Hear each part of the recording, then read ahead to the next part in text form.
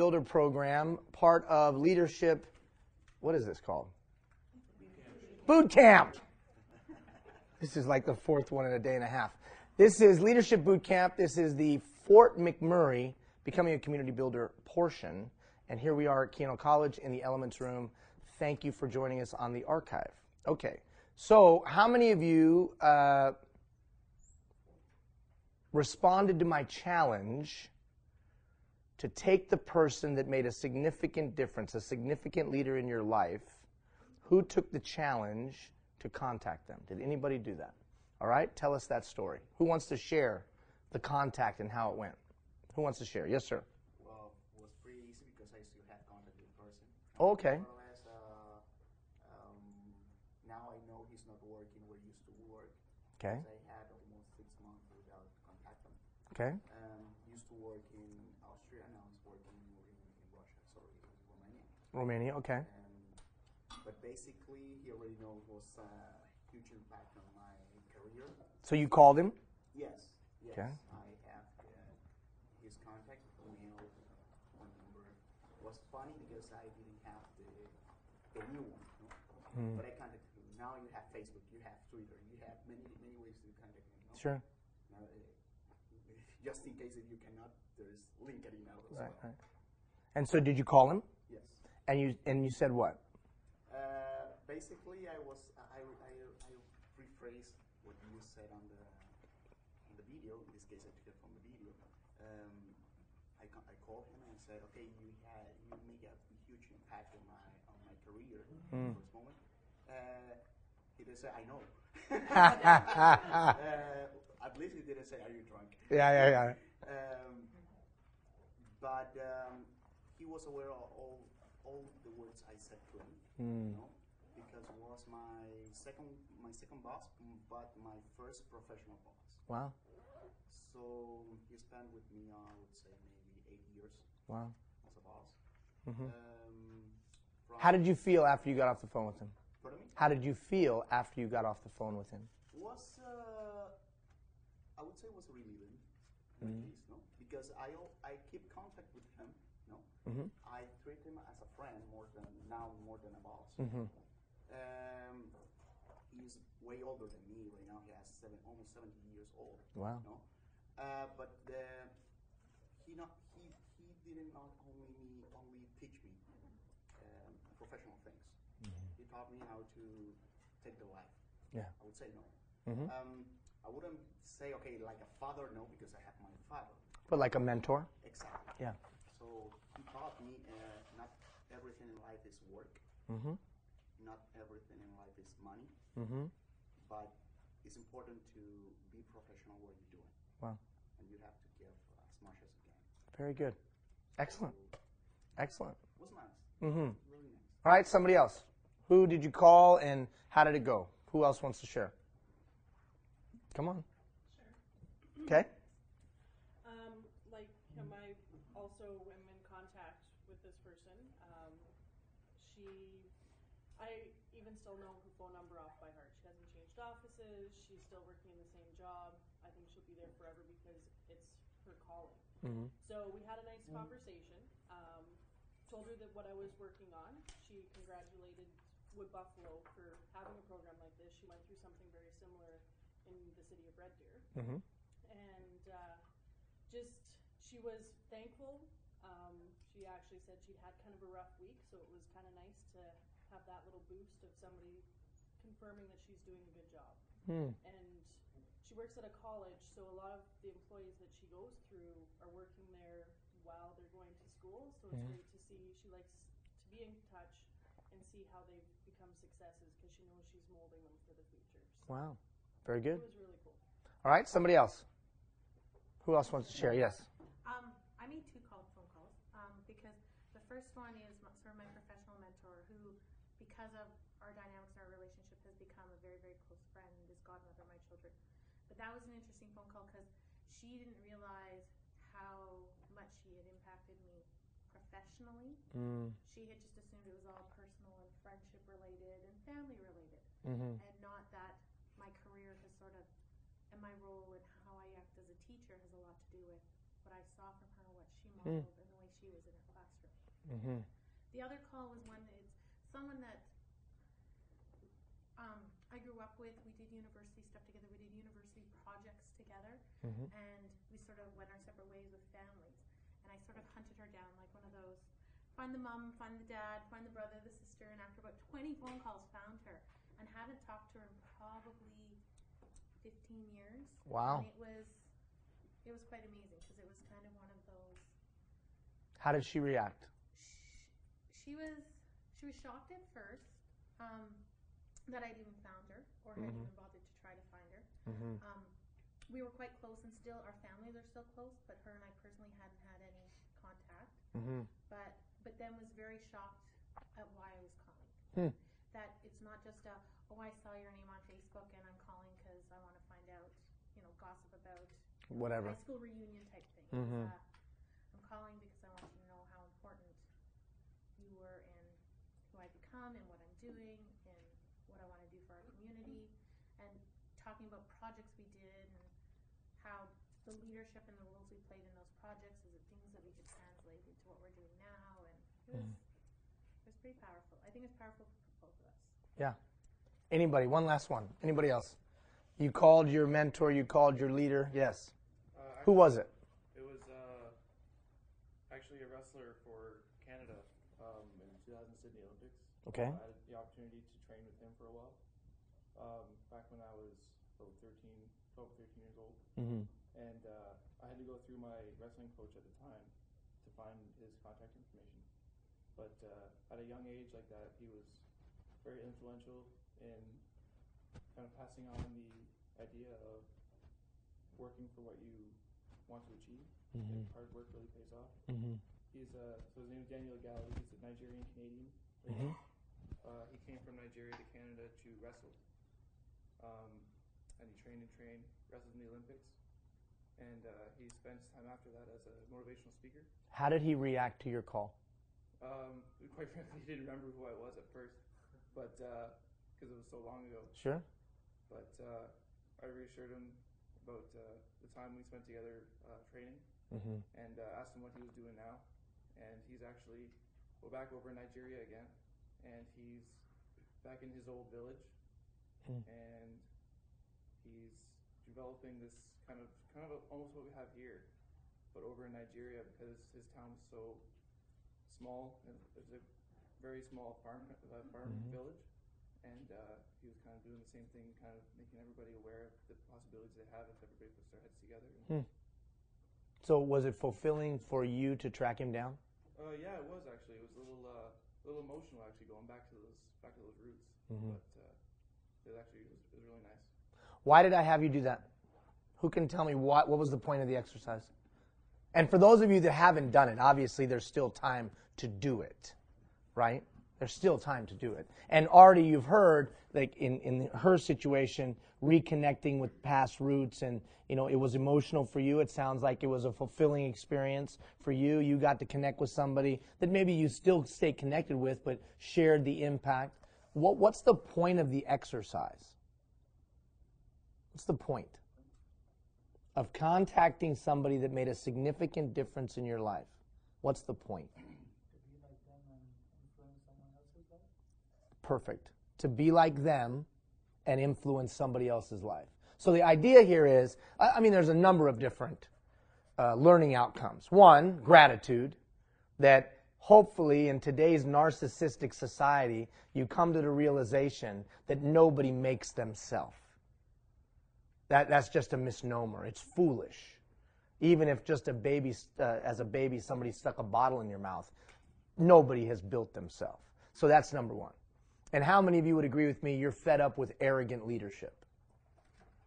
You're fed up with that. So one of the exercises is to if you have a little bit of overconfidence or an extreme case of self-reliance, it forces you to go, oh yeah, there were these people that helped me along the way. Let me acknowledge them.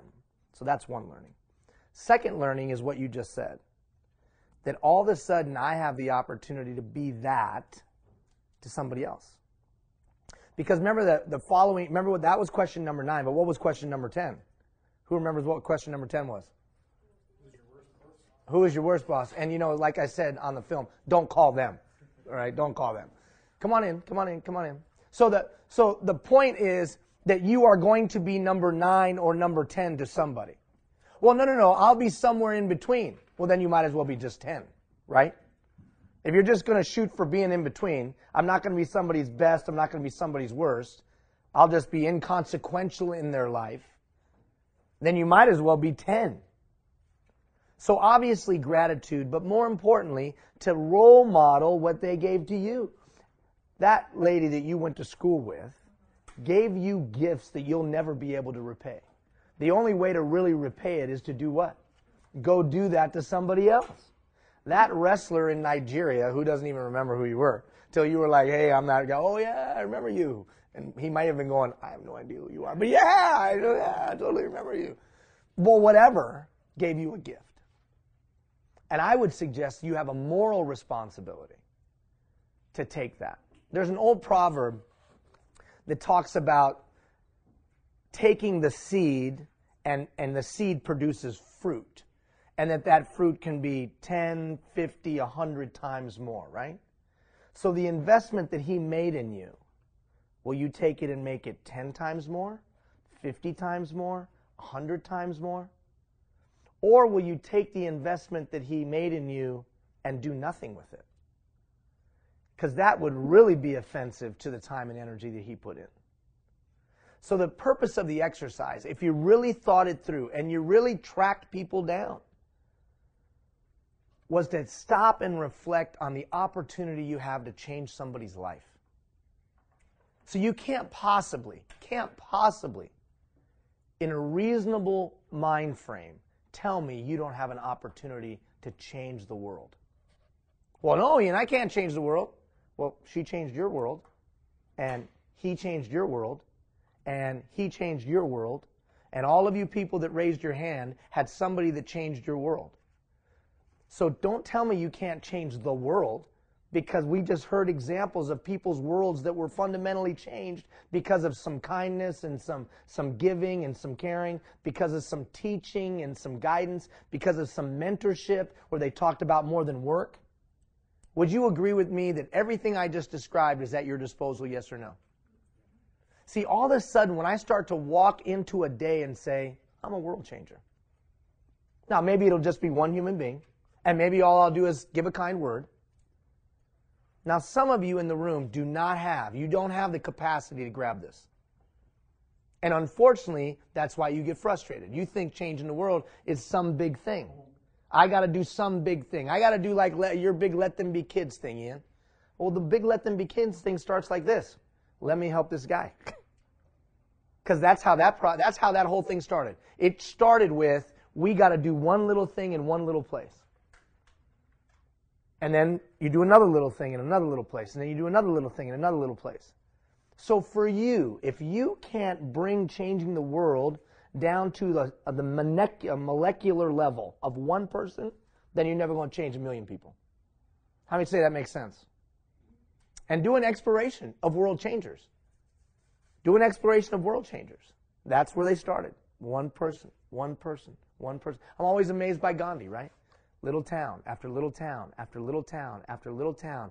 Relationship, relationship, relationship. Gave of himself, asked nothing in return. Gave of himself, asked nothing in return. And then when time came, and he goes like this, 1 million people show up at the sea. Why? Because he had made deposits. He had made deposits. He had made deposits. And you could look at 100 other people, thousands of people. Terry Fox, what did that guy do? I mean, seriously, what did that guy do? Oh, yeah, he inspired a nation. You know how it started? It started with him, a couple of people, and some guys getting screeched in like, what's that guy doing with one leg? Ah! And then he started. It wasn't till a ways into the journey, y'all, that people started to get excited. Everybody knows that, right? That when it started, there was nobody there. Just one guy with a moral fervor in his heart, and the only thing he had was the purity of his cause, and off he goes. What did Mother Teresa have? She didn't have jack squat. She just had love in her heart, and 2 bedrolls and 2 changes of clothes. And yet there was no leader of the free world that would refuse her call. You have capacity, and you have ability, and you have an opportunity. That's why I'm so pleased that you caught that. that the exercise made you reflect and go, holy crap, I do have what it takes to make the world a better place because somebody made my world better. If we're going to be leaders today, if we're going to marshal human capital, it's more than just how do I manipulate a human being to give me some money, or how do I manipulate a human being to volunteer some of their time, or how do I manipulate? It's not that. It's always deeper than that. So write this at the top of your page. It always revolves around why. People give their all to a why. They don't give their all to a how. You look at King. How did King get people to show up? He preached a why. And you look at any great leaders, Giuseppe Manzini, you don't even know who that guy is. He's the guy that unified Italy. You just go on and on and on. In every culture and every community and every society, somebody is able to capture the hearts and minds of people. It's because they're preaching whys and not hows. So we're going to talk a little bit about that tonight. But just to wrap up the last 3 weeks, somebody give me something else that perhaps you took from the last 3 weeks quickly, because we got to get rolling. So something you took from our first 3 weeks, whether it was the change continuum, the leadership history survey, a thought, an idea. Somebody tell me something you took from the first 3 weeks of our little journey, the first fifth of our little journey. And I don't have a belt tonight, so I'm going to look like an old man hiking up my pants about every 20 minutes. And that's how you know I'm an old man, because I just hiked up my pants in front of 40 people. So that's how you know you're old. Anyways, somebody tell me something that you took from our first 3 weeks. Come on, you got to talk. The traits of leaders are timeless. Yeah, they transcend time, don't they? So, but the context, right? What the context we're operating in has changed. And hopefully all of you caught that. We're in a different time. But the timeless traits of leadership, that should be, reassuring to us.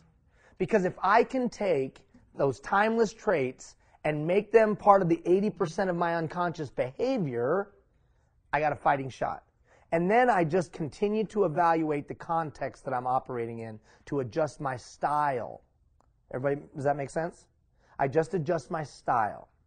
So, 2,000 years ago, the trusted conduit of communication was some guy running with a scroll, and then he handed it to somebody. Today, the trusted conduit of communication is a Twitter post, 140 characters. But the message doesn't change. The message that captures somebody's heart or their head or whatever. All right, somebody else. Something that you took. Something that you took. History survey. I didn't realize how many people actually impacted my life. Yo. Probably, I'm guessing, both good and bad. That's, and that should really, that leadership history survey should make us go like this. Holy crap. I can make a significant good or bad difference in somebody's life every day. A flippant remark, a toss of the hair when someone gives a comment in a meeting, a cutting comment, a roll of the eyes. Bam, bam. Or an encouraging word, a hand of help, a voice of reassurance. It's funny, every moment of the day we are planting a seed, guys. We are planting a seed. We are planting a seed. And that will bear fruit. There is no doubt. I saw a young lady that was in the boot camp last time, a high school student that we saw the other night, right, Ross? And she was talking to me about boot camp, and she was talking to me about going through it, and she was talking to me about the difference and the things and the stuff that she was doing now and the initiatives that she has started and the programs that she wants to get going in the schools for kids and others. And I walked away from that going, that girl never said a word. Like, if you would have evaluated her level, I mean, she was always friendly, always kind, but wasn't like a keener, like, ah! But then later you talk to her and her mom, and you're, wow, right? You're like, wow, I didn't realize. Anybody else have that experience with Leadership History Survey that it made you go, okay, I can make an impact on people, or a lot of people made an impact on me. Anybody have that same experience? Okay, somebody else. Something you took away from the first 3 weeks. Somebody else. Something you took away. Yes? Leadership skills you have, what the times require. Yeah. And when, if you don't mind, when you did that self-evaluation, what did you come up with? Probably not, because the people that influenced me, their leadership skills weren't what the times required either. Would you agree with me that that place that she came to probably wasn't an easy place to come to? Because it may have been people you admired, you respected, whatever, and then you come to the realization of, wow, maybe that I'm emulating, or maybe even if I'm not emulating, that has been impressed on me, may not be what I need. But does that mean that does that mean that the approaches that they utilized were wrong or bad? No. It just means it might not be applicable today. Just like I can tell you right now, the skills and the leadership approaches that you're using right now, even if they're excellent, I can almost guarantee you 10 years from now they may not be applicable. Remember, there's a difference between the tried and true, timeless tuxedo, right, that'll always be in style, and an approach. So values and principles don't change. They're never changing. But approaches could change.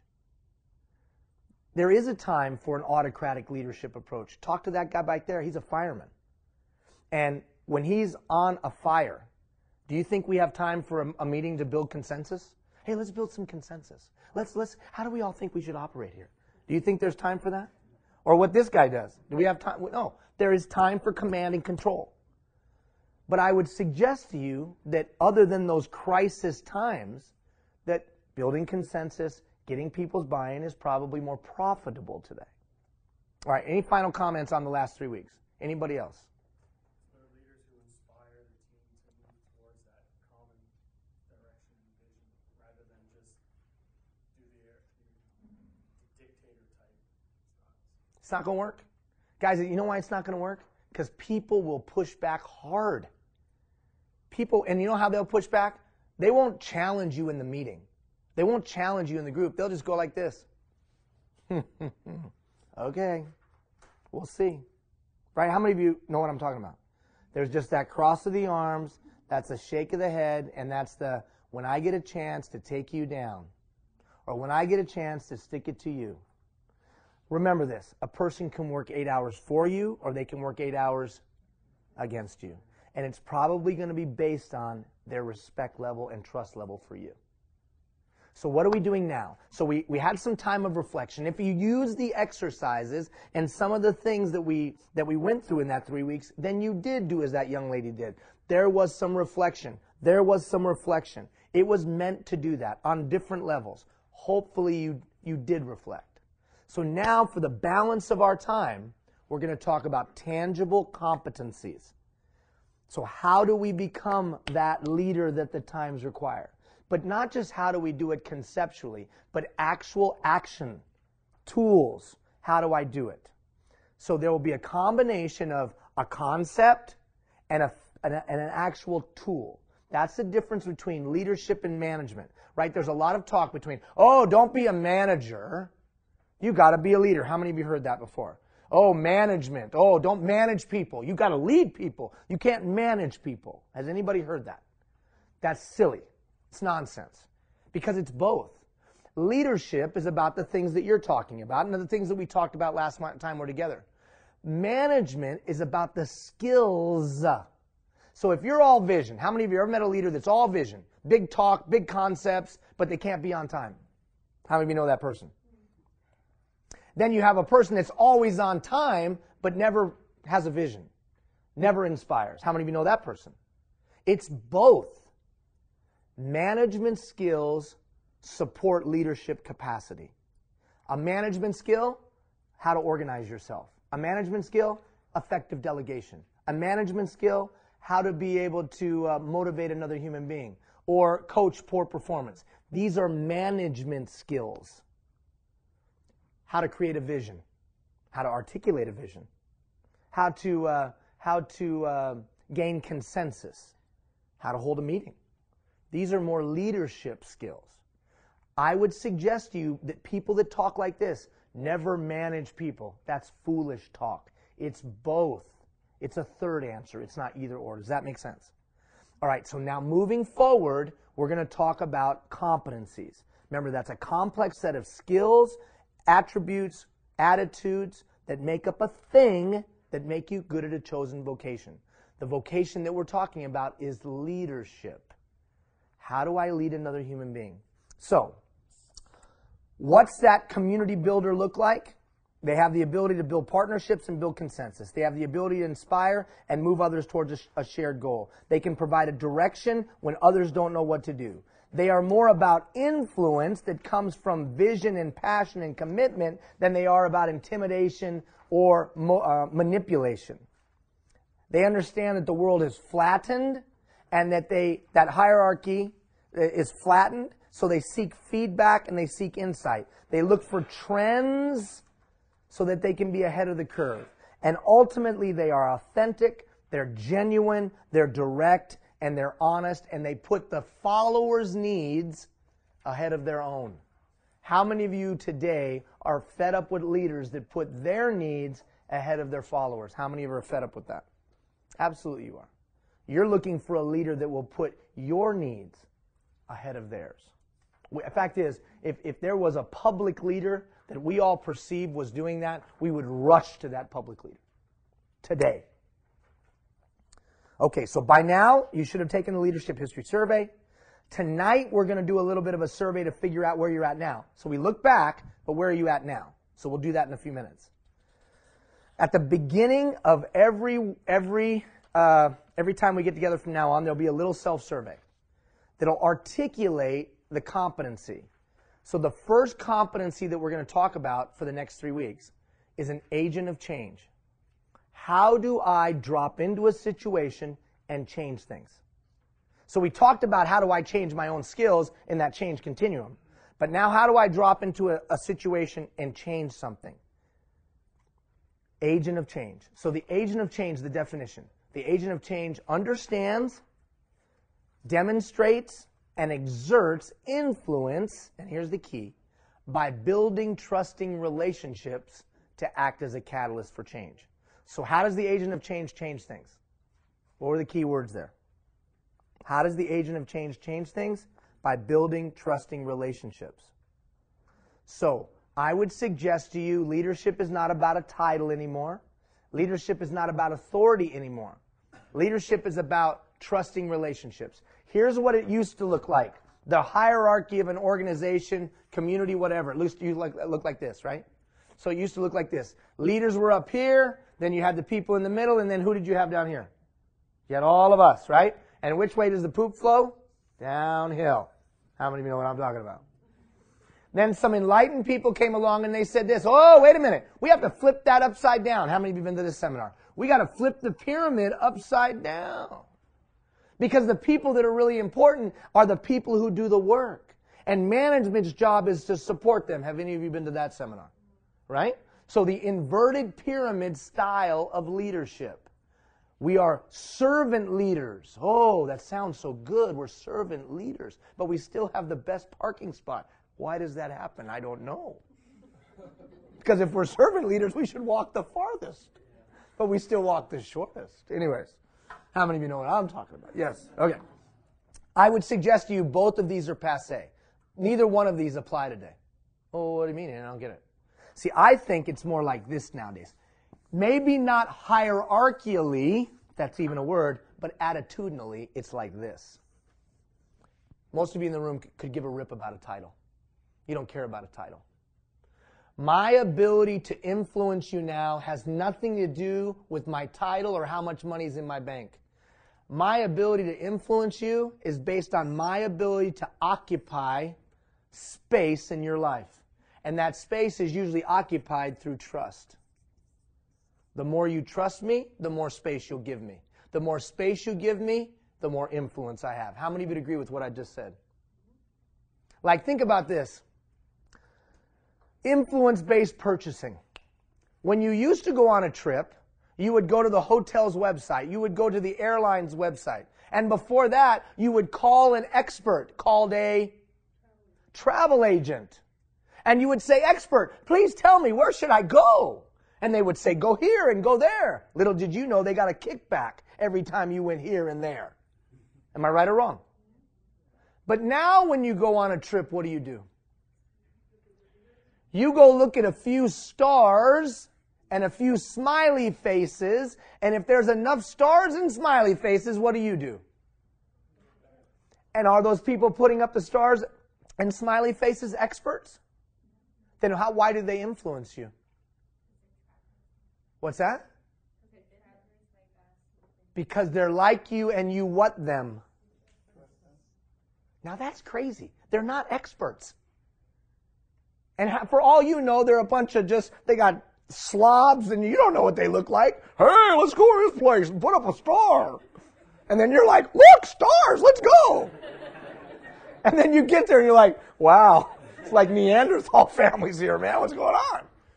Isn't that crazy? Doesn't it make you go, what the hell is going on? I'll tell you what's going on. It's all about trust today. And you don't trust the website of the organization. And you don't trust the website of the travel agent. You only trust the website that you think is organic, authentic, and real.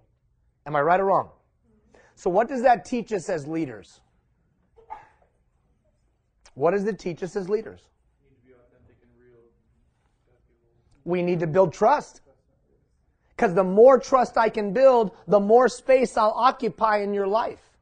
And the more space I occupy in your life, the greater likelihood I have to get your time, talent, and treasure in alignment with what I'm trying to do. So now, do I need to have a huge marketing campaign? No. I just got to build a trusting relationship and a trusting relationship.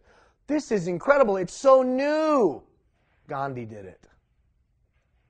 And then you could go back throughout history of all the leaders that did it and did it and did it and did it. Giuseppe Manzini, the guy I said earlier, and on and on and on. All the way back, eons ago, people understood these concepts. And for those of you that aren't from Canada and like me, or from all over the world, you could do the history of your nation or your peoples, and you would see leaders that understood this. Am I right or wrong? You could see leaders that did this. So it's not new, because it's like you said, it's like a tuxedo. It's timeless, baby. Not the ones with the ruffles. Not the ones with the ruffles. So, trust. It's about trust. So, the agent of change gets that and realizes today people are less trusting than they've ever been, so I've got to be proactive in building trust with human beings. And we'll talk about that in a moment. So, I want you to take this little self-survey. Now, just on a side note, there's something that's duplicate. It says it twice, so don't be like, yeah, and it says it twice. I know it says it twice. I screwed up. Leave me alone. The people in Fort Chipper last night were like, yeah. Everybody give Louie a round of applause. Woo! Louie! Did you come in from your home? I did, yeah. See, this is why Louie is awesome.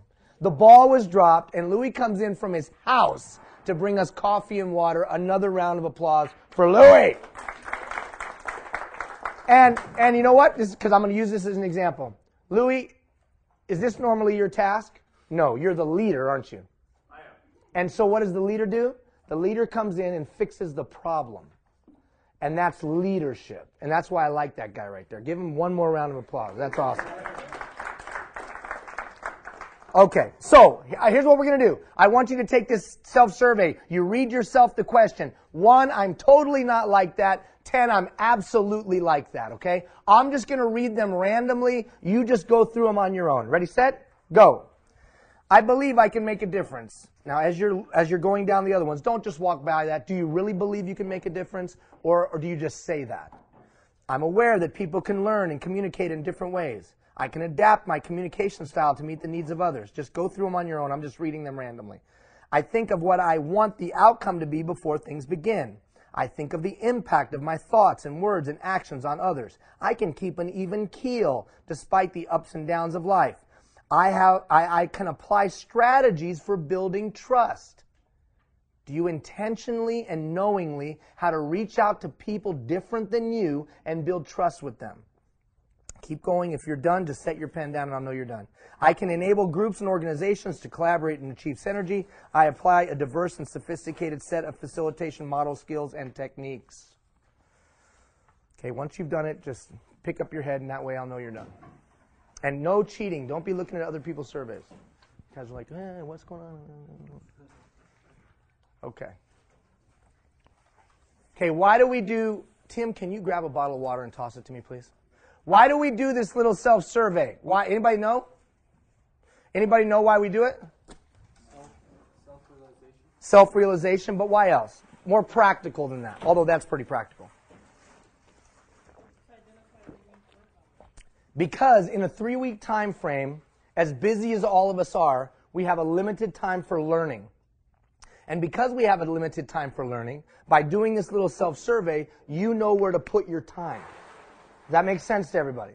So the purpose of these indicators is to help you guide your learning focus. And it's self-identify. Well, you know what? I got some growth areas. Louis, thank you. See you, buddy. Guys, feel free whenever you'd like, get up some coffee and some water. There's bottled waters back there. Just don't all get up at once. Kind of like a wedding, one table at a time. So it'll help you focus your learning. So the age, and these are indicators, right? So the competency indicators. You rate yourself. So do you know how to build trust? Can you build a trusting relationship? Well, Ian, shouldn't that be easy? How many would agree with me that's not easy? It's not easy to build a trusting relationship, especially since there's so much diversity. Where are you from? I'm from Pakistan. From Pakistan. And where are you from? Fort McMurray. Fort McMurray. And where are you from? Well, Venezuela. Venezuela. And where are you from? India. So we got India, Pakistan, Venezuela, Fort McMurray. How many of you know the odd one out is Fort McMurray, right? She's probably the most oddity in the room because nobody's from Fort McMurray. We're all from somewhere else. Would you agree with me? 4 different life experiences, yes or no? Would you agree with me that probably a challenge not only in communication, a culture, maybe even religion, creed, and the like? Differences, yes or no? So don't think you're just I can build a trusting relationship with anybody. Probably not. It's a skill that can be worked on and developed. So the agent of change is aware that all of those differences create attitudinal barriers. Even if the attitudinal barrier is just, I don't understand you. Or the attitudinal barrier is, I'm a little afraid of you. Or the attitudinal barrier is, I just want to stay with my own. Or the attitudinal barrier is, what do you want from me?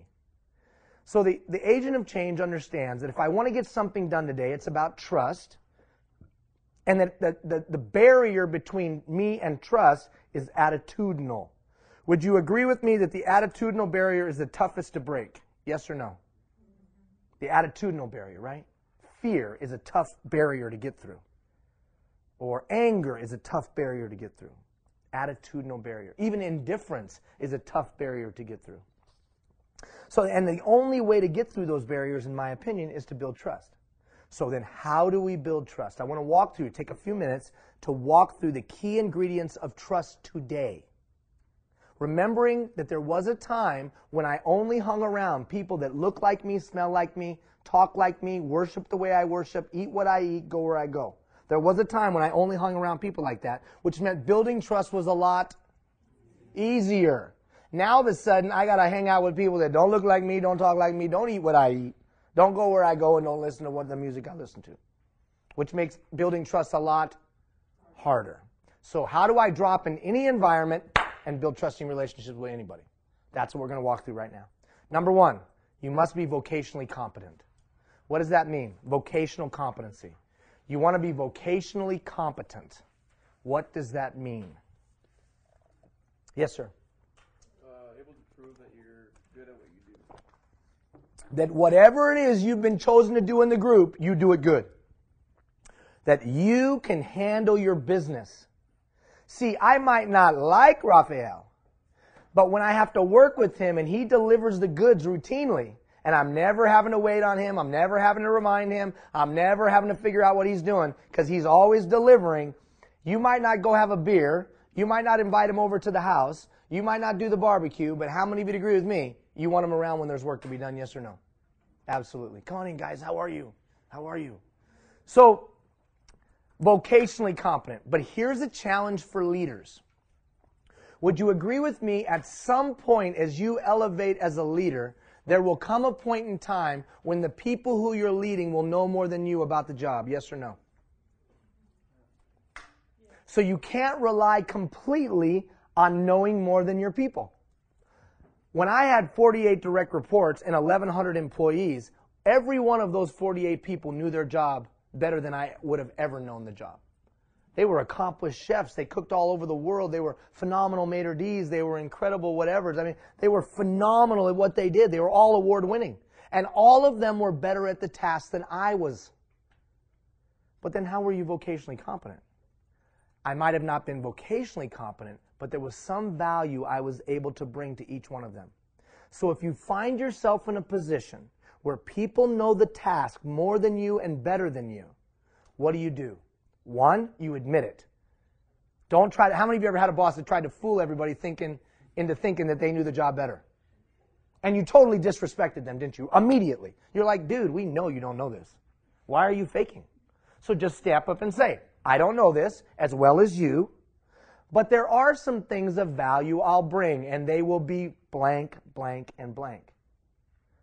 So what is that value you can bring? Well, maybe the value you bring is you're good at working with other departments and kind of figuring out systems. Maybe you're really, really good at listening and problem solving with them. Maybe the value you bring is that you're really organized and you clean the place up. As long as I bring value to the followers, as long as I bring value to the people that I'm charged with leading, of some kind, shape, or form, how many agree with me, those people are going to start to trust me. So one, be vocationally competent. If I can't be vocationally competent, intentionally bring some other kind of value. Secondly, open communication. Now, for that, I've got to unpack communication a little bit. Not tonight, but when we talk about systems, I will give you, I'll put up on the learning portal a 35-minute video on personal communication. We won't do it in class, but a 35-minute video on personal communication, where Aristotle and I know it's pretty amazing, Aristotle and I come up with a communication model, because he had some good ideas, but I added to them, and he and I had a little chat. Hey, Aristotle, what's up? Ari, woo, what's up, man? Anyway, so I'll put that up. But for tonight, open communication. Do you have the ability to connect? In the past, the expectation was that the followers would bend their communication style to the leader. But we're in a user-driven society now, and the followers expect the leader to do what? Bend. Or they'll just tune them out. Can you close that door back there, please? Just pop out the thing. So if you want to connect with people, then you better understand these 4 communication styles. First, filter of communication, fact-based communicators.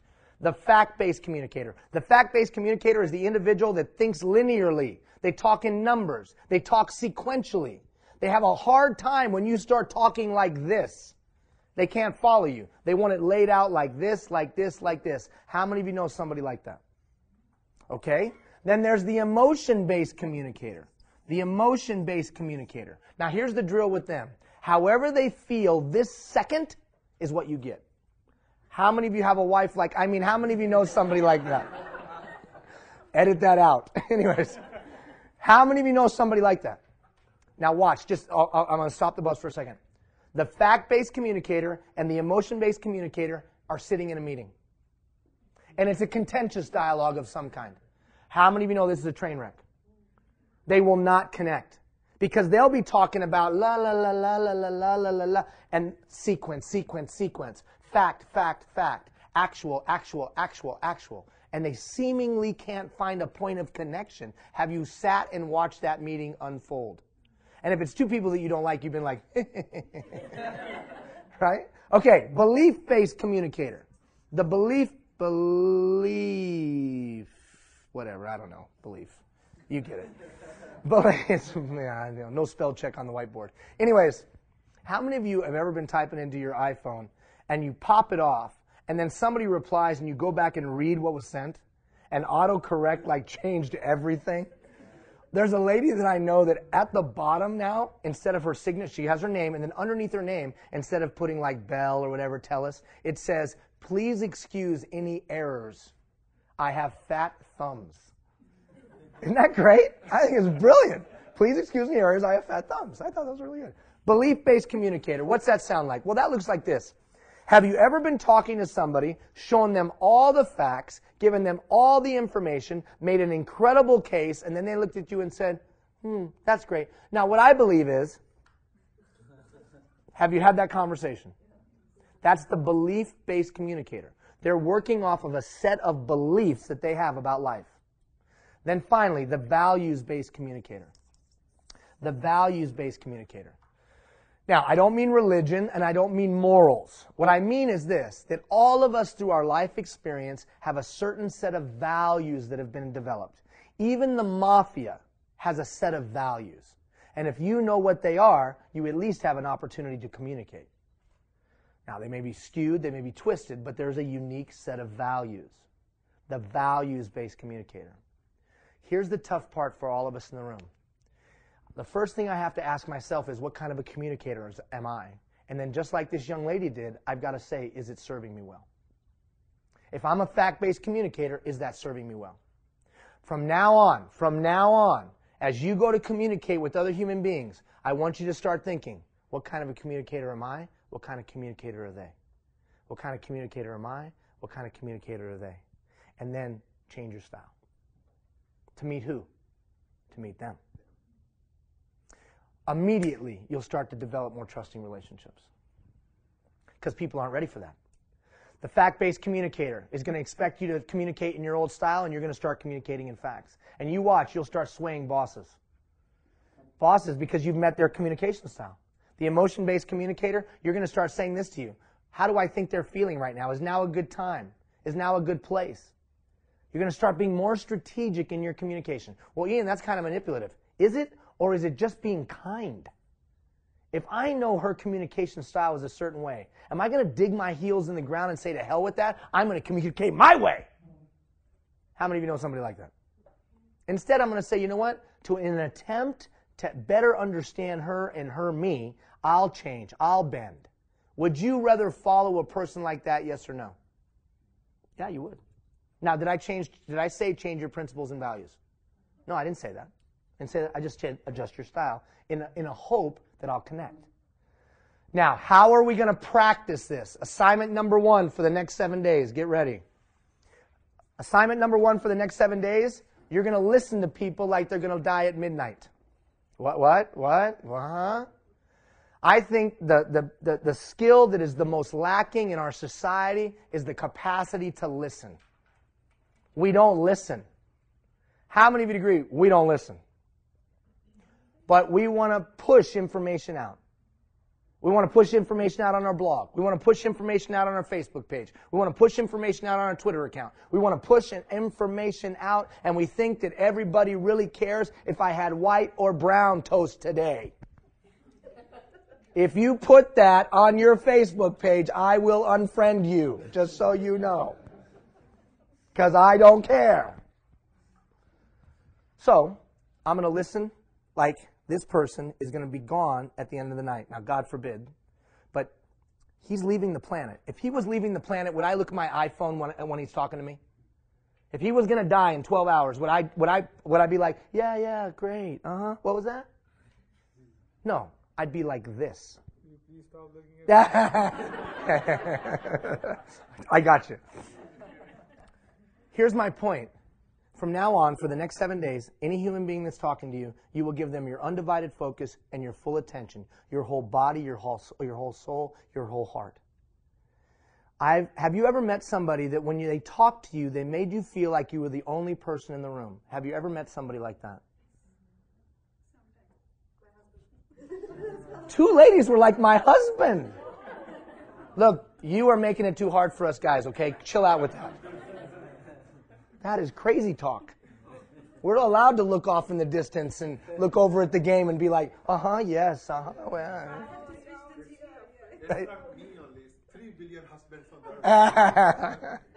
So my point is this. I'm going to give somebody my undivided focus. No phone, no email, no nothing. No next meeting, undivided. And here's where you're going to start. At your house. With your spouse and with your kids. Sad story, if you would please. Some of you, if you're being honest, can relate to what I'm about to say. So I'm sitting in the office at the house, typing emails in the evening, catching up. Little Nadia, now 9, just recently turned 9, walks in. She starts telling me the story from the day.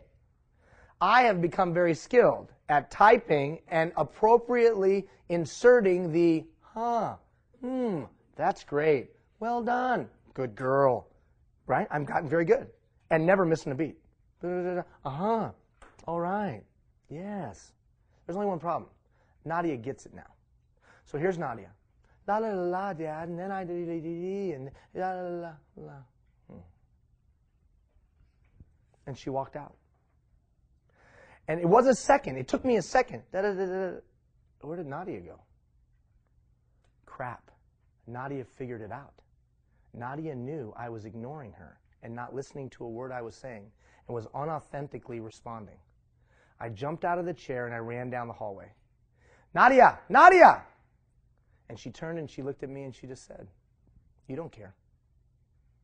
And she walked down the steps.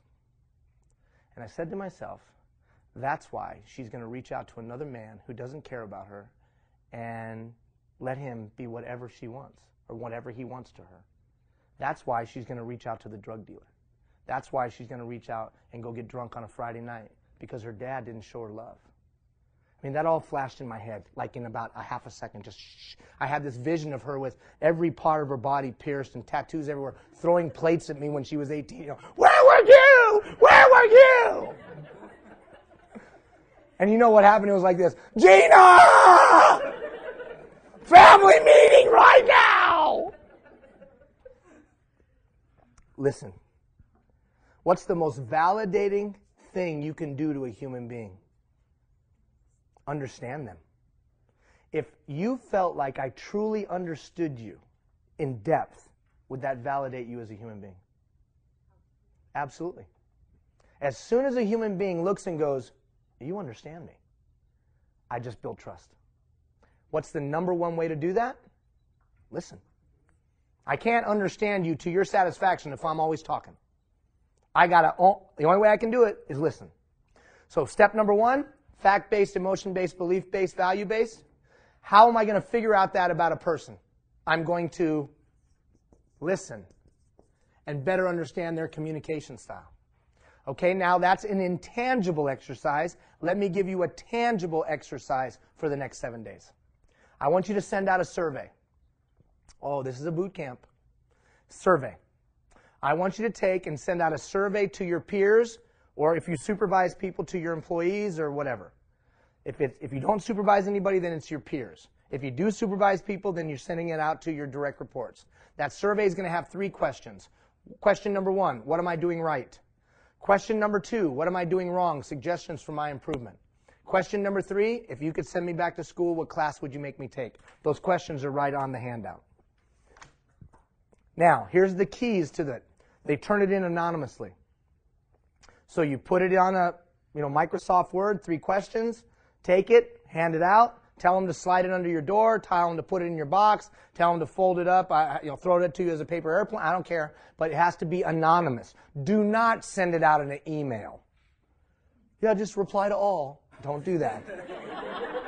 Okay, don't do reply to all. Okay, now, response. Someone tell me why I'm asking you to do this. What's the learning that I'm hoping you'll gain? And what's the point of the exercise? What's the learning, but what's the point? Because there's 2 different things. Feedback is the breakfast of champions. Why else? How to improve in the weak point, but take it a step further. You guys are good. You guys are right. But I want you to go one deeper. Are you actually communicating to people the way you think? Excellent. Deeper. Excellent. Deeper. You're building trust. See, because when I send these 3 gentlemen a survey, when I tell them to turn it in anonymously, when I read their feedback, and then over the next 90 days, they actually see me working on the thing that they said I needed to get better at, will they trust me more or less? More or less? More. Will they respect me more or less? So I can't wait for opportunities to build trust. I must proactively create the opportunity to build trust. Does that make sense? Now, what's the risk? What's the risk and reward? The reward is I build trust. What's the risk? What's that? That's right. The risk is I might not like the answers. But if I'm enlightened, I grow. Somebody back there said, I'll grow because I'll gain information and I can see. How many of you say this is a scary thing to do? Okay, and here, not that I'm not empathetic, but listen. Do you want to lead or not? Leaders do things other people would look at and say, I'd never do that. See, as soon as I can get somebody to say, I'd never do that, in a good way, I can lead them. Because they're looking to me as an example. They're looking to me as someone that would do things that they wouldn't. And as soon as I get a human being to look and go, I don't think I can do that, I got a chance to lead them. And I don't have to have a title because I just gained their respect. So sometimes you got to hang out there. Is there anything that can go bad with this? What are the other risks? Well, if you don't do it, in other words, you hand it out, you read it, and then you don't change, you might as well not hand it out, right? You're going to take 5 steps back. You could be crushed by the information. And I'll give you some tips after you've done it of how to kind of understand it better, what it could mean. Because every little thing somebody says, that's not what we're looking for. What are we looking for? Trends, right? If you get 5 surveys back that says the class that you need to take is the listening class, you got a listening problem. Or if you get 7 surveys back that say you got an anger issue, what do you got? An anger issue. So don't be like this, I can't believe they said that! Right? I mean, that doesn't work. What's my point? You want to build a trusting relationship? Expose yourself. Leaders today are willing to get the feedback because feedback is breakfast of champions. So you got 2 exercises, open communication. Actually 3. First, evaluate your listening. Listen like they're going to die at midnight. And then proactively build trust by sending out the survey. The first 7 days, listen like they're going to die at midnight. The next 7 days, send out that survey. Now here's the funny thing. If any of you are really clicking in, you see the sequence. I told you the first 3 weeks, you're going to have to pick out one thing. Remember me telling you that? And now I've given you an exercise that could help you identify what? What the one thing should be.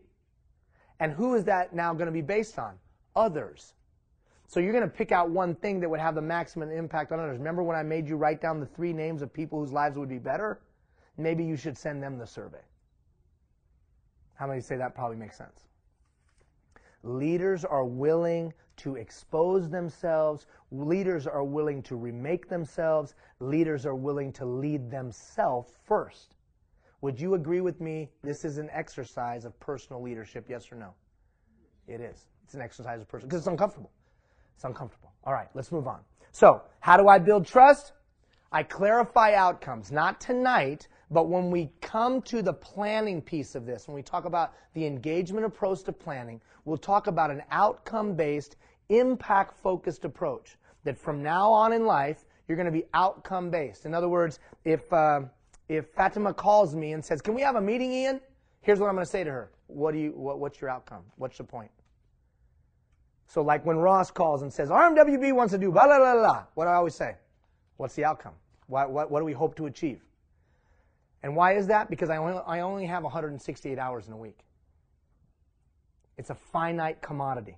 168 hours. Can I waste it on something? No. So I need to know what the outcome is before we begin. Now, we'll talk more about this when we talk about time management and when we talk about planning. But just know this. You will trust me if you think I know where I'm going. If you don't think I know where I'm going, you ain't following me. How many of you would agree? If I don't think you have a clue of where you're going, I might come to work because I need to pay my mortgage, but I'm not giving you my allegiance. But if I get a sense that you really have a direction, I'm willing to get in on that. How many of you would agree with that statement? So outcome-based. Now, the skills of being outcome-based we will learn later, but get it on your radar screen. High emotional IQ. So I will trust a person that's fairly even keel. But if I'm dealing with a roller coaster of emotions regularly, I start to pull back trust. There used to be a time where I could explode, come back to work the next day, and apologize to all of you. And you'd be like, oh, okay, no problems. But how many of you know those days are gone? I'm not up for that anymore. I'm okay with the boss being a jerk as long as they are consistently a jerk. As long as I know what to expect, how many of you agree? If a boss is a jerk, I'm cool. As long as they're consistently a jerk to everybody and they're a jerk all the time. Because then I can plan. But this, I can't handle anymore. So what's a high emotional IQ? Here's the simplicity of it for me. The simplicity of it is this. That when my emotions start to get the best of me, that I have the ability to disengage the clutch. And I think to myself, what is the best thing for me to say or do that will take me closer to my outcome. Not what do I want to say or do. What is the thing that if I said it or did it right now would take me closer, not further away? That's a high emotional IQ. That means you can disengage from the moment and the emotion of the moment. That's usually important in contentious conversations, but it's also important in negotiation. Can I negotiate, or am I going to get caught up in the emotion? Boxers talk about it all the time. Boxers say you can never get mad. Don't get mad. Because as soon as you get mad, what do? You lose control. Sterling Moss was one of the greatest Formula One race car drivers in the history of mankind. And he used to say this: people die on the road not because they don't know how to drive, but because they let go of the wheel. They get in a panic mode and let go of the wheel. If they just hung on to the wheel, they probably would have made it. But they let go of the wheel. How many of you have let go of the wheel of life in crisis before? I have. I don't know what to do. If I would have just held on, figuratively speaking, to the wheel, I probably could have navigated the thing. A high emotional IQ doesn't let go of the wheel. A high emotional IQ thinks to themselves, I know I'm pissed right now, and I would like to rip their throat out. But what would be the words I could use or the actions that I could take that would get me closer to what I want to achieve? That takes practice. Would you agree with me? It takes practice. I'll send you a little survey. I'll send you in the next couple weeks. I'll send you a little high emotional IQ survey that you can take. That'll give you a little bit more insight. And then finally, you got to be relatable and likable. Relatable and likable. Anybody ever heard of Jennifer Aniston? Who's Jennifer Aniston? Who is she? Actress, right? Actress. Is she Rachel? Very good. Is she a world-class Academy Award-winning actress? Yes or no? No, she's never won an Academy Award, right? She doesn't get Academy Award nominations. But how come she always has a lot of people go to her movies? Because she's likable and relatable. And you ever see her on one of those talk shows, you're like, oh, she's so sweet. Now, whether she's sweet or not, I have no idea. She's probably, you know what, but I don't know. I just know this. When I'm watching her, I'm like, she would be so fun to hang out with. What a great gal. Relatability. Can you relate to another human being? Now, the tough part is, I don't have his background. I don't have his frame of reference. I don't have his worldview, perhaps. So how do I find a place to relate? Listen. The funny thing about listening is, I start to listen. I start to realize, maybe we have some things in common. Some of you will be put off by what I'm about to say. I'm a huge opponent of diversity. What? You're brown. How can you be against diversity? I'm the only brown redneck you ever met in your life. That's why. No, it's because I don't believe in diversity. Because if you extrapolate this whole diversity talk out to its logical end, you know what we come to realize? That we're different. Well, what revelation is that? Instead, I'm a big believer in commonality. Let's not talk about what we have different. Let's talk about what we have in common. And let's base our whole conversation on what we have in common, because eventually, if you extrapolate that out to its logical end, I'll come to appreciate what we have different. But let's start with commonality first. How many of you want a safe place for your kids? Okay, we have that in common. Came from different places, came from different backgrounds, different religions, but none of us wants our kid to be unsafe. How many of you want to be able to walk down a street and not step over 7 homeless guys? Well, we come from different places, but at least we have that in common. We're Green Party, we're PC, we're Wild Rose, we're all over. But you know what? None of us want to walk over homeless guys. Now, we might have different strategies of how to attack that problem. That's true. But we have something in common. So, it's not that I'm against the whole concept of celebrating diversity. I would just get there in a different way. I would focus on commonality, relatability. And then finally, if you hate what you do, no one's going to follow you. If you're grumpy about life, no one's going to follow you. So if you need to adjust your attitude and be okay with things, then people might follow you. But no one's going to follow the person that's grumpy about life. How many say this all makes sense? All right, now we got 2 things to do. We got a half hour, and we got 2 things to do. We're going to take a little exercise now. So we've talked about some concepts of trust. This exercise that we're going to do right now, I'm going to post it, a video about it, so that you can go do this exercise with other people. You could do it in your workplace.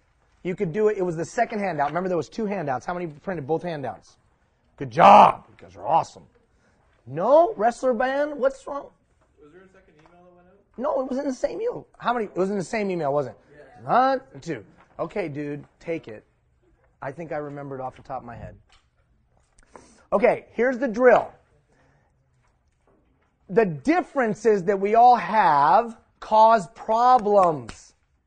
Misunderstanding, miscommunication, differences cause problems. And yet we know the more different we have in the group, the better off we are. So how do we mitigate the risk? We've got to understand each other. So here's an exercise to better understand from a communication standpoint. And this is an exercise to better understand how you operate and how I operate. Now, I helped write this, so I think I know it off the top of my head. If leadership is the art of getting people to do stuff, I'm paraphrasing now. Get people to pull on the same rope at the same time. If it's the art of giving direction to energy and focus of others, then all of us can be leaders, and leadership needs to happen at all levels. And especially from a community standpoint, we want to have a lot of different people because all of those different perspectives help us be better. But differences inherently cause problems, misunderstanding, and distrust. How do we reduce that? As I better understand you and you better understand me, there's a greater likelihood of alignment. Let me show you a visual. Here is Fort McMurray, region of Wood Buffalo, the community. But that's the stated mission. Thriving community we want to be, right? Thriving community we want to be. But within that, this is probably happening.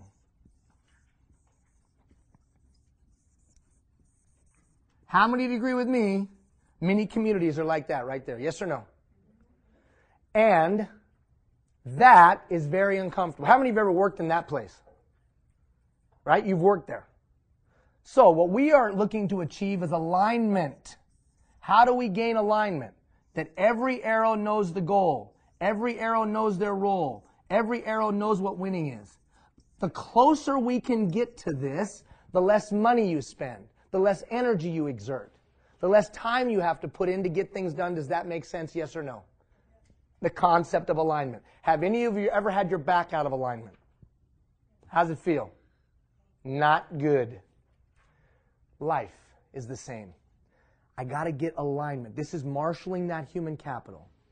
The theory here is if I understand you a little bit better, you understand me a little bit better, your style, my style, if I get a better understanding of it, we're more likely to get in alignment. The more alignment we have, the less energy we use. The more alignment we have, the less money it costs. The more alignment we have, the more we get done. I've got to seek alignment of time, talent, and treasure if I want to get things done. So this exercise, I don't want you to just do it for you. I want you to go home and do it with your family. I want you to go do it with your coworkers. I want you to go do it with the minor hockey guys you hang out with, or what the Girl Guides, or whatever part of a group you're part of. Do this exercise. But I won't remember it. That's why I'll put up the video explanation. You might not need the video explanation, but you can just sit down with your group and say, we're going to do this exercise. Here's the handouts, because you'll print them off the portal, right? Here's the handouts, and here you go. Let's watch this video. And then you'll do the exercise. Make sense? All right, let's do the exercise now. I got to grab one. Hand me that one right there. Here's what we're going to do, and it's going to be quick. We're not going to take a lot of time. You have 8 columns. Columns. Do you see the 8 columns? Columns. You're going to go through those columns. You're going to read the words. Adaptable, adventurous, carefree, charismatic. If the word resonates with you, check it. If it doesn't resonate with you, move on. Don't think about this a lot. Look at the word. It's used, check mark. It's not you, move on. When you get to the bottom of the column, put the total. That's important. Don't go back and count. Check marks, total. Check marks, total. Check marks, total. Do it 8 times. Okay? Any questions? Ready, set, go. If you're watching right now at home, put this on pause. Seriously, put this on pause. Are you listening to me? I said, no. Yes. You don't have extra sheets, do you? No. I had one extra sheet. I apologize. Did you have your handouts from tonight? No. Okay, my bad. Does your brother? Okay, so you know what? I'll make sure I bring extra ones. And you guys, if you ever do that, if you can't print them, just send me an email, and then I'll make sure I bring extras. Okay, go. So guys, go to the website tonight, and it'll be on there. Oh, you already have them. You just couldn't print them. Was that the drill? Okay. Will you do me a favor, Ross? Yeah. Will you go down? There's an office. There's a learning. There is an adult learning office. And what did I do with that? Over by the library? Right before you get to the library. What did I do with that? Right. Is that USB back there? Is that 32 gig USB back there? Back there. Yes.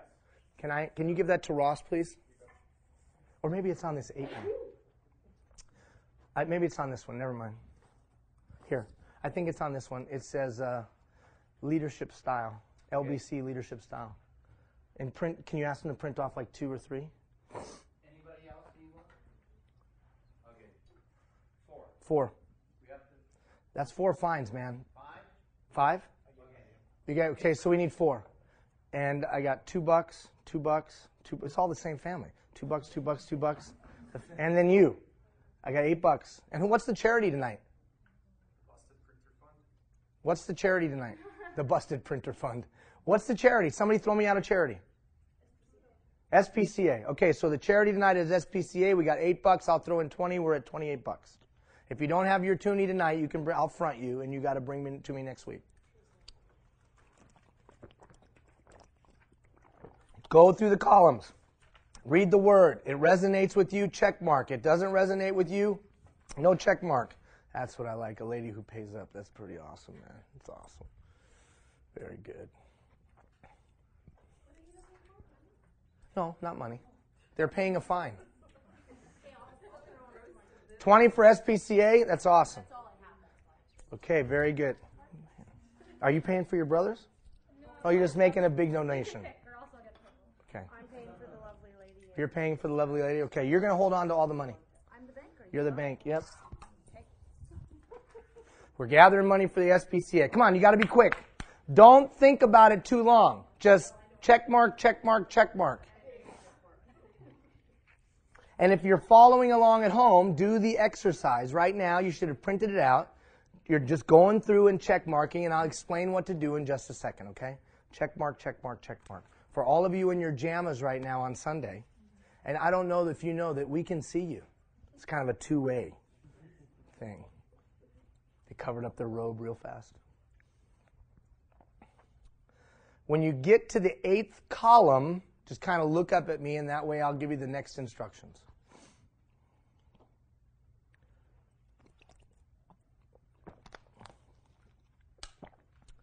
Look at the word. If it resonates with you. Okay, so you're done, my man? So now you're going to take those columns and bring them over, right? So column 1, 2, 3, 4, 5, 6, 7, 8. So column 1, column 8, column 2, column 7, column 3, column 6, and so on. And put your totals down there, okay? No? We can't do it. The fellow's printer is broken. Must be a pandemic of broken printers. Yes, and the other offices aren't open. Okay. Okay, come on, go through. Go through, go through, go through. Now, when you get done, you're going to bring them over to the next page. There's a table. Can I borrow yours really quick? So there's a table right up here at the top. So 1 and 8, 2 and 7, 3 and 6, 4 and 5 to give you totals. So 1, 2, 3, 4, but look, then it reverses. 5, 6, 7, 8. So 1 and 8, 2 and 7, 3 and 6, 4 and 5 to bring you totals here. Totals, okay? Total them up, my friend. Total them up. Sorry.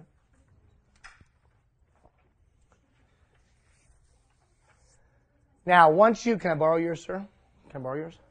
Now, once you have the totals, once you've totaled them up and you've brought the totals to the top table, you should have totals. And then you bring the total of column A, the total of column B, the total of column C, the total of column D. And you will rank them. Like, if you don't, can I share? Yeah, sure. So his highest was organizer, so he'll put a 1 there. His second highest was researcher. He'll put a 2 there. His third highest was energizer. He'll put a 3 there. And then his final was nurturer. He'll put a 4 there. And then he'll write his dominant styles, which would be organizer, researcher. So he'd write organizer, researcher. And then his recessive would be energizer, nurturer. He'd write those there. Okay? Go for it. Remember, this is not a mathematical equation. There's no right or wrong answers. Okay, perfect. Huh? If you, now, on a tie, if there's only been one person in the history of this test that every single one of them, they were tied. When Gandhi took the test, when I gave it to him that day, he, no, I'm just kidding. That's not true. That's a joke. When Einstein, no, I'm just kidding. So you're just going to put your totals in and then write them right there. Which way are you tied? So put those 2 down there and put those 2 up there. So 1 and 2 go in your dominant, and your tie for 3 goes down there. Okay. Got it? So your 2 highest scores, write the word in dominant. Your 2 lowest ones, write the word in recessive.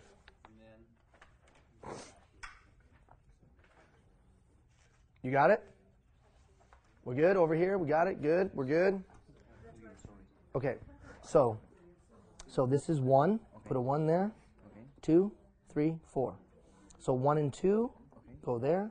3 and 4 go there. So energizer, researcher would go there.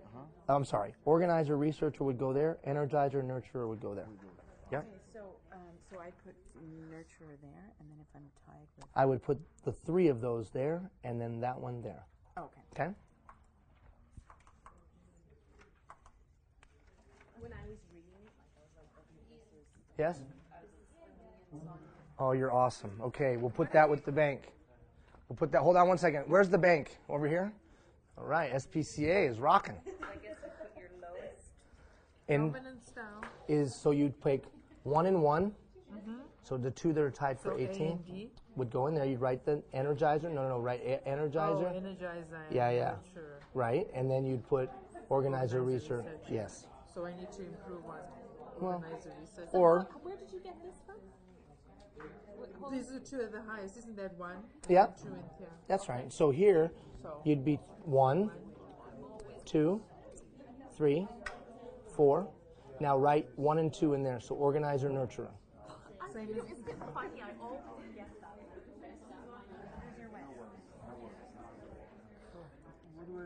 Okay, so 1 and 2, organizer, nurturer, go there. Researcher, organizer, I'm sorry. Organizer, nurturer, go here. Energizer, researcher, go there. How we doing? Good? Good? that's ready to read. Is this from you? No, it's from a friend of mine. The hub, you know, the hub. Yes. Thank you very much. Oh. Thank you very much. Very good. Okay, we got to move on. Here we go. And I need somebody's handout. So let me borrow yours. Your last 2 pages there. No, not that one. Yeah, these 2. There we go. Actually, I just need this one. Okay, heads up, listen up.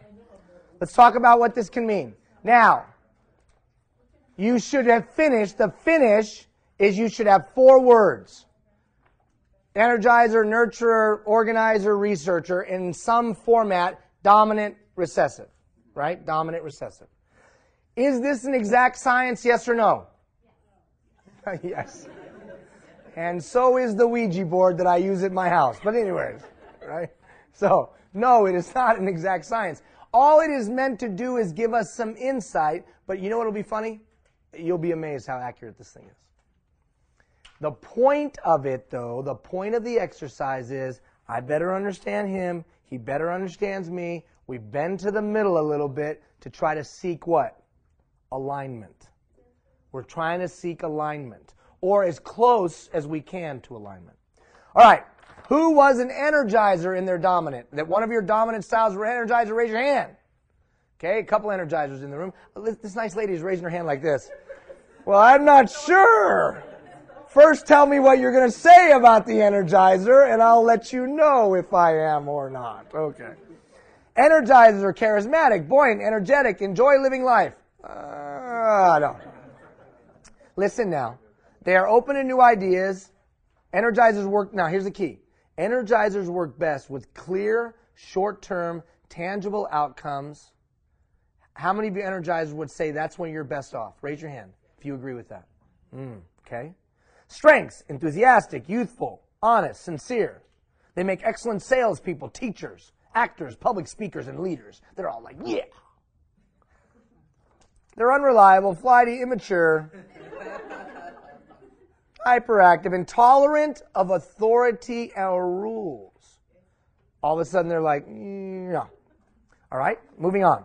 How many of you, one of your dominant styles was organizer? Oh my God. Wow. Man. Okay, now listen, really, really important. We think that it means that they are highly organized, but listen. Typically are dynamos, action-oriented, strong-willed people, always seem to get a lot accomplished in a short period of time. They have endless ideas, plans, and ambitions. They make excellent generals, executives, idea people. They are renowned dictators and famous criminals. Listen now, listen to this. Are attentive to detail, enjoy routine, systems, tangible rewards, and recognition. If I have an organizer working for me, I know I've got to do some recognition. I know I've got to be able to recognize their capacity. But watch this. They are rigid and slave to rules. Black and white. Now, you've got the energizer. Let's do this. Let's do that. Come on. Let's get on. We got to make something happen right now. Come on. Go!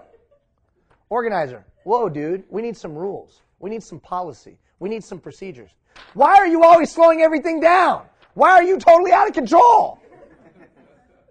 Am I right or wrong? What if they said this? You know what? Your enthusiasm for pushing the envelope is going to make us better. And you know what? You're going to make sure we don't fail because you're going to have the structure in place to ensure we make it. Right or wrong? Do you need both? But it makes it a lot easier when I say, oh yeah, you're a so-and-so. That's why you want to do it this way. And if we combine, we'll probably do something great because we need both of those. So there's a dynamic tension. If it pulls too much energizer, are we going to get in trouble, yes or no? Yes. If it pulls too much organizer, are we going to stop creativity, innovation? Maybe not stop it, but we might slow it down. There's a dynamic tension for a reasonable center. But I must appreciate that about another human being. All right, moving on. Researchers. Raise your hand if you're a researcher in your dominant. A lot of research. A lot of organizing researchers. Very good. Conceptual, independent. They seek knowledge and understanding and like to solve problems and deal with it. And innovative, which is innovative by exploring ideas and developing models. In relationships, their heads often rule their hearts. As friends, they are loyal. When meeting people, however, they have a tendency to wait to be introduced rather than making the first approach. They enjoy complicated puzzles. Many of the world's greatest geniuses, painters, scientists, and musicians are researchers.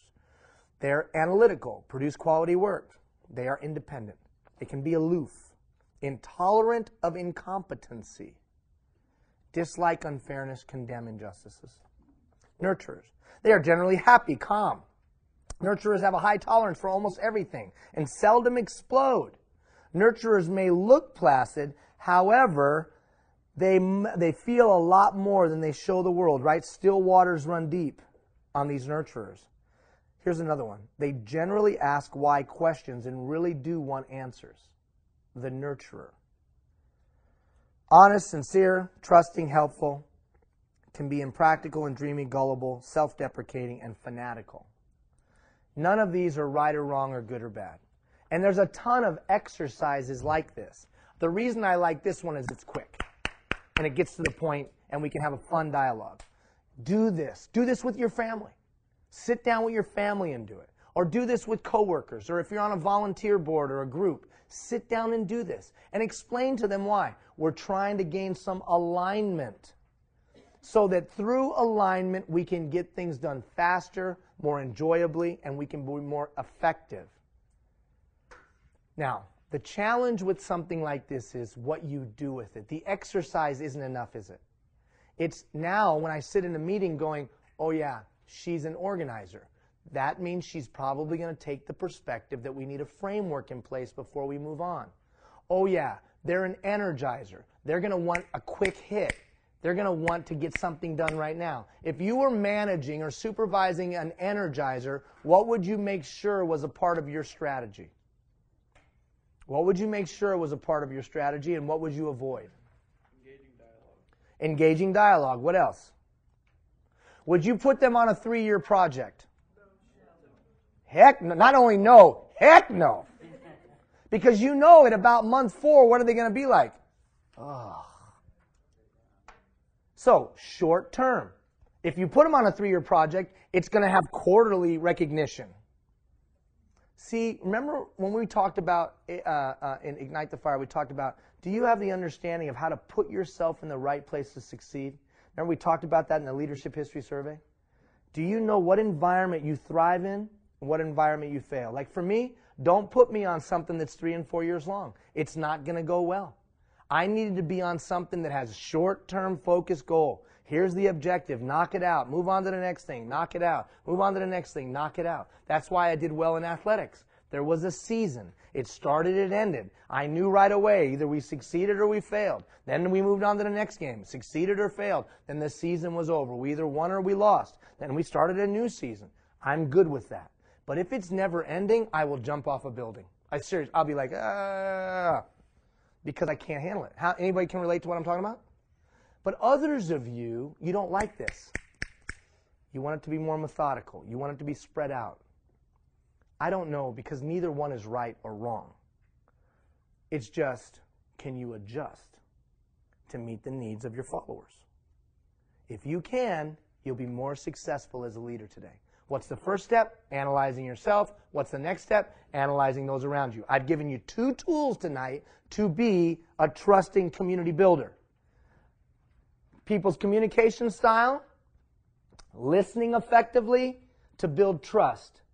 I'm going to do that by understanding how you communicate and bending, and understanding your style and bending. Would you be more likely to follow that leader, yes or no? You would. You'd be more likely to. Now, is leadership about being brilliant?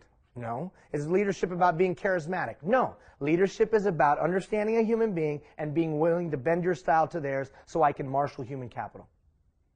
I don't have to be authoritative to do that. I don't have to be a good talker to do that. I don't have to dress well to do that. I just got to be willing to listen and be transparent, understand that person, and bend. And the number one way to understand that person is to listen to them. Do all of us have the capacity to listen, yes or no? Do all of us have the capacity to see someone else's style and change? Maybe not. That's why we provide you tools and exercises to help you with that. Which means that all of us can be a leader. All right, transition quickly, because we've only got about 11 minutes left. Now, the advantage of spending 3 weeks together is that we can take a week or 2 to unpack something. In the coming days, we're going to unpack a strategy for expanding your sphere of influence. What's a sphere of influence? What does that mean, a sphere of influence? What's a sphere of influence? What's that? Your volume of action. Okay. What's a sphere of influence? What does that mean, a sphere of influence? People you deal with? Hold on. Go ahead. Go ahead. The people what? Whom you influence. Okay, the people who you influence? People you deal with? People you deal with? People you need to work with. So, your sphere of influence is the people that you can get to do something. That's your sphere that you can influence. Now, in the coming days, there will be a week. It's not next week, but the following week, I'm going to send you an email every day. For 4 days, actually. Not every day. 4 days. It might be next week. I think it's the following week. I'm not sure. But one of the next 2 weeks, you're going to get an email every day. And it's going to unpack the strategy that I'm going to give you an overview of right now. And it's about expanding your sphere of influence. Today, if I want to get something done, I've got to be able to connect with people of influence and then get those people of influence to move. Because if I can get the right 10 or 12 people, or 7 to 12 people to do something, back up. If I can get the right 7 to 12 people to get on board with what I want to do, how many to agree with me it's going to happen? The right 7 to 12 people. Like if you stood up in town and could get the right 7 to 12 influencers in town to get in alignment with what you want to do, would you agree with me it would get done? Yes or no? Yes. Yes. Now, what's the difference between a person of influence and a person of prominence? Their sphere of influence. Why else? What else? Person of prominence, person of influence. What's the difference? Person of prominence. What's Prominence is the title, the influence is the relationship itself. Could be. That's very good. How many of you know somebody who everybody knows and everybody thinks they're a joke? In other words, they're very prominent, but they don't have any influence whatsoever. How many of you know somebody like that? How many of you know somebody that nobody knows but has a whole bunch of influence? Like when you walk into a classroom and there's a teacher, but there's a kid running the class. How many of you have ever seen that? Or in the workplace, how many of you know a person that does not have a title in the workplace but has incredible influence on what goes on? You know the lady where we all go like this. Oh my God, what kind of a mood is Jane in today? And we all walk on eggshells with Jane. Does anybody work in that place with a Jane? Okay, how many of you are? No, don't tell me, I don't know. Listen now, that person has significant influence. It might be negative, but she has significant influence. Even bosses worry about Jane or a person like her. That's what I mean. Like when we go do a project in the community, here's what I always say. Find me the 5 moms with the loudest mouths because they have significant influence, right? Okay, step number 1 is, can I see who those people are? Not the people of prominence, not the people with the big flags, not those people. The people who are really influencing the situation. Sometimes, do I want to build a relationship with the CEO or do I want to build a relationship with his secretary? Or his executive administrative assistant. I want to build a relationship with the executive administrative assistant. Why? Because that way I'll know I'll always get a meeting. Does this make sense? So the first step is, can you see who the people of influence are? So if I want to expand my sphere of influence, here I am, and I want to get something done. The first thing I'm going to do is make a list of the people of influence that I need to get something done. Not the people of prominence. Who are the people of influence? And then I've got to ask myself, how do they relate to me?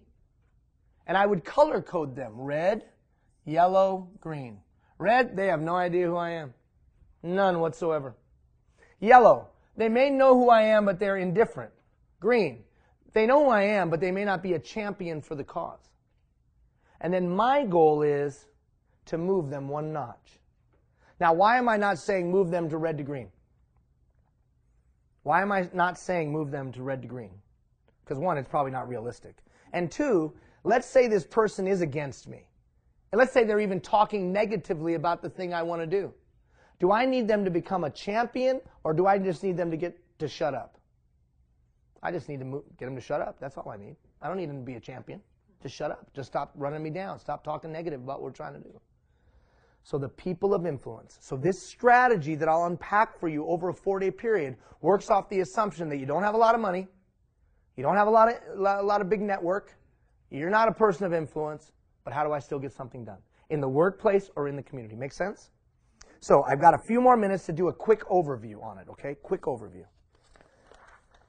And it kind of will bring together a number of the things that we've talked about tonight. Does anybody know how many media impressions a North American in a fairly large city like Fort McMurray gets hit with? Media impressions. Radio, commercial, television ad, a banner ad on a website, email, text, spam. How many in a month? Anybody know? 17,000. Add in the billboard, add in the sign down the hallway, all these media impressions, right? They're just hitting me every day, every moment of the day. So now all of a sudden, how is your thing going to resonate with me? Why is your charity going to hit me? Or why is your business going to make me purchase? So the strategy is called 100 Cups of Coffee. It's a relational marketing strategy. It's a trust-building strategy.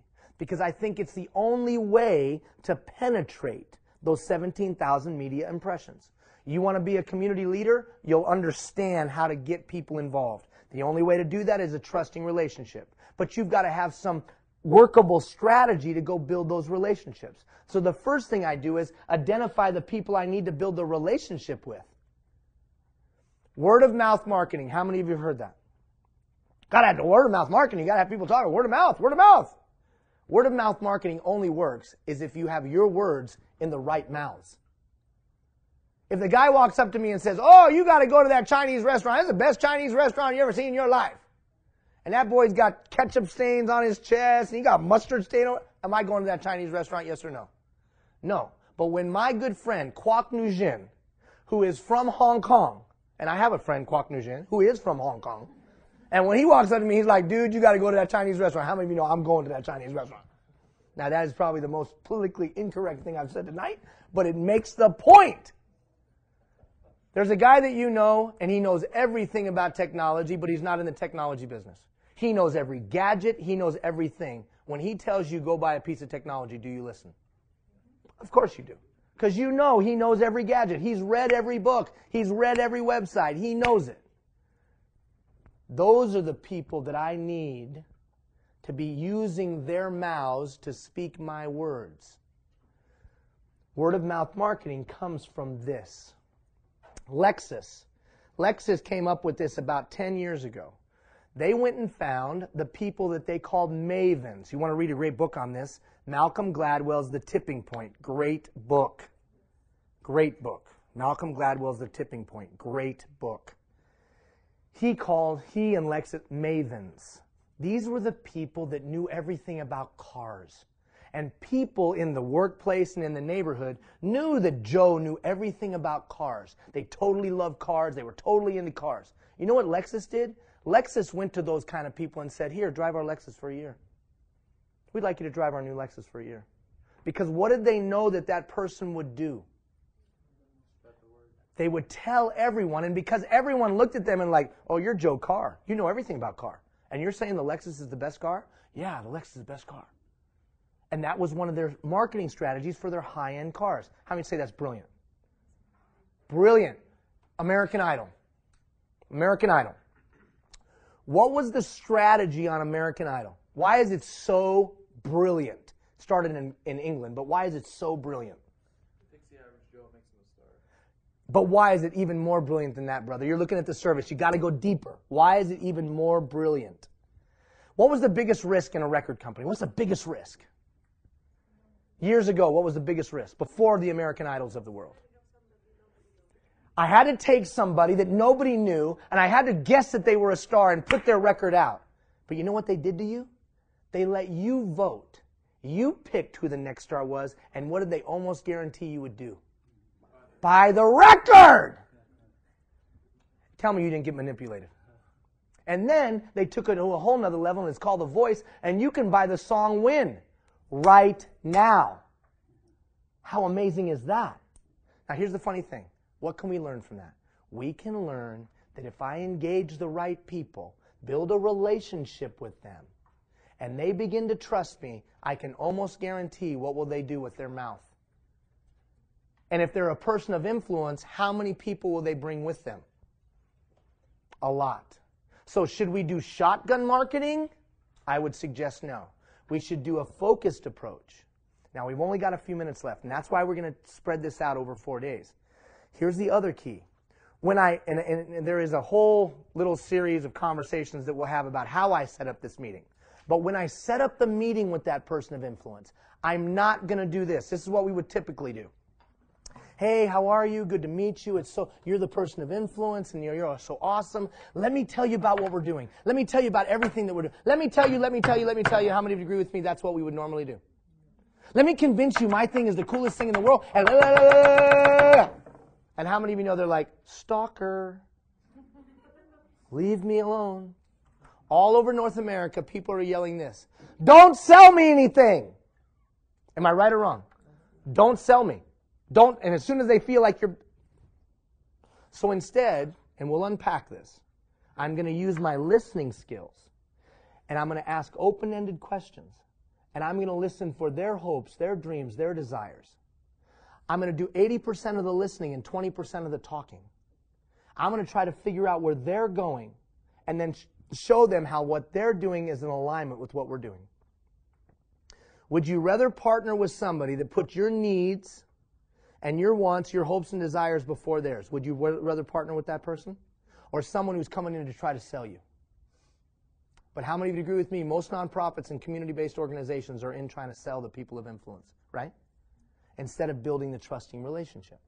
So in those 4 days, we'll talk about these techniques. Why?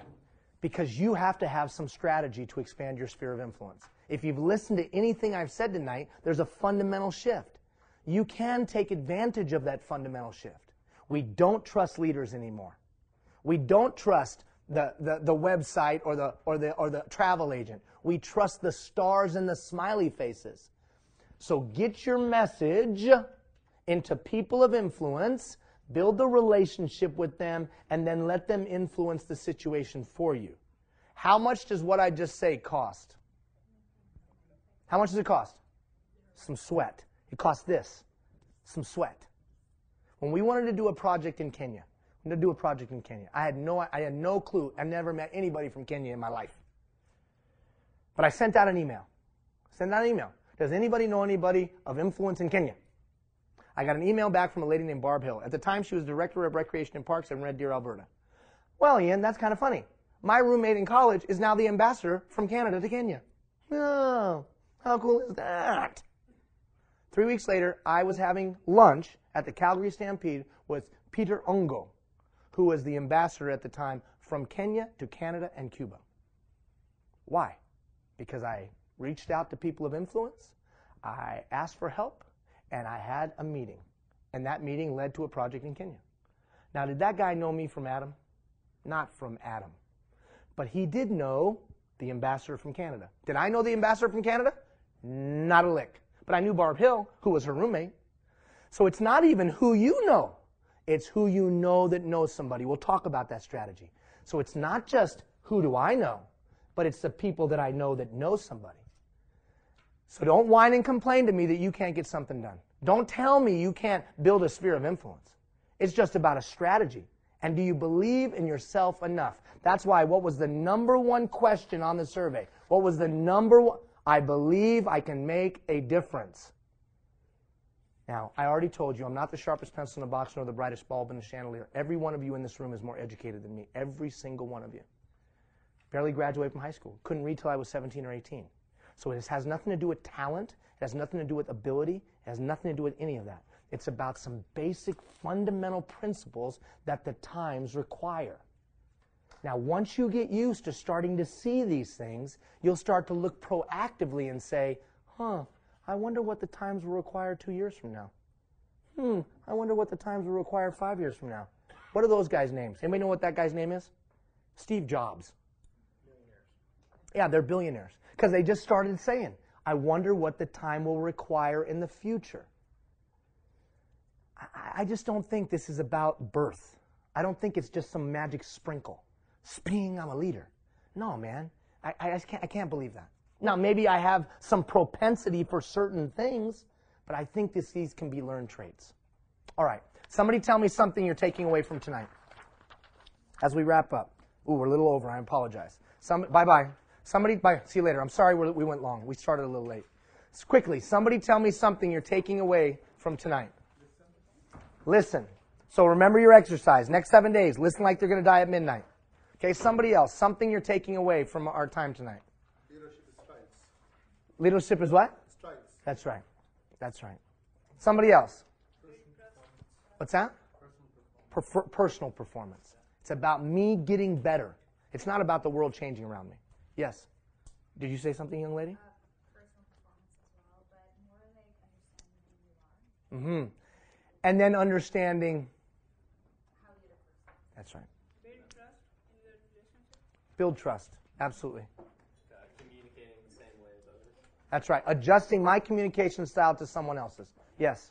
Somebody helped me become who I am so I can help someone become what they become. Listen to that. That was profound. Somebody helped me become who I've become, which means I can help somebody else become who they should become.